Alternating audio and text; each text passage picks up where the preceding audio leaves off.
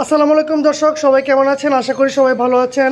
আগামীকাল শুক্রবার আমাদের M fast food and juice bar বন্ধ থাকবে। তো জুস বার বন্ধ থাকার কারণগুলো আমরা বিস্তারিত জানবো। ভাই আসসালামু আলাইকুম।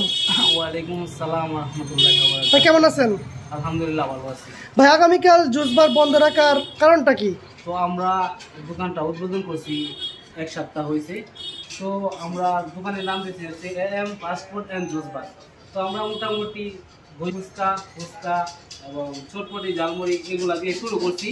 তো আমরা মেন ফাস্ট ফুড এবং জুসের যে আইটেমগুলো এগুলো এখনো শুরু করতে পারিনি। তো এগুলার জন্য যাতে আমাদের দোকানটা একটু উন্নতির দিকে নিয়ে যেতে পারি, তো আইটেমগুলো বাড়াবো, এই জন্য আমরা ঢাকায় যাচ্ছি। তো এই জন্য আগামীকাল শুক্রবার দোকানটা বন্ধ থাকবে। তো আমরা জুস আইটেমগুলা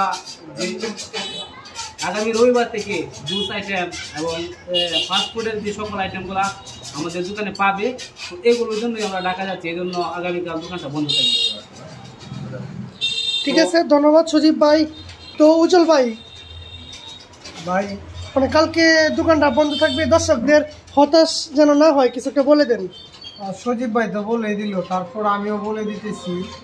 তো যেহেতু আমরা কালকে ঢাকা যাচ্ছি আপনাদের জন্য কিছু আনার জন্য, বা আমরা যে হাসি খুশি মতে আমরা যেভাবে থাকতে চাই বা আপনাদেরকে নিয়ে সেই জিনিসগুলি আনার জন্য যাইতেছি।